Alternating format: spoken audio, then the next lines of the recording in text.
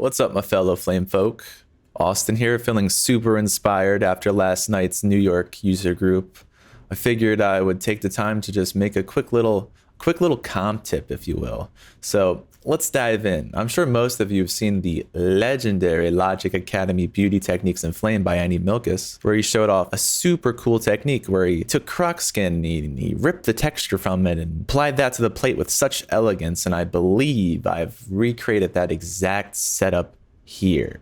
And as you see, at first, doesn't look great, but the magic happens where you switch the blend mode to overlay, and then suddenly, boom, there's the texture on the plate, but there's this color shift that happens underneath. And in order to avoid it, I think you just go into the blur node and you start blurring this bad boy. And now we're getting rid of that weird color shift that happens. I'm gonna show you a way to avoid the color shift entirely. Let's start off by just grabbing the croc skin, grabbing the plate, grabbing the mat. And first things first, I like to grab a blur node, pipe that into croc skin, and then we just blur out all the texture on it.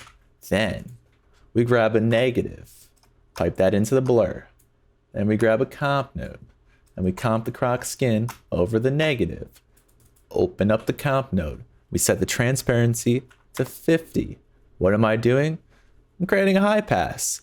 Then I'm gonna take this high pass that I just created, pipe that into a comp node, pipe that over the plate, pipe the mat in, and then boom, looks horrible.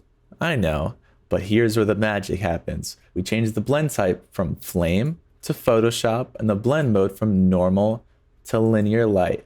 And boom, now we have the texture without the color shift. Hope everyone enjoys it.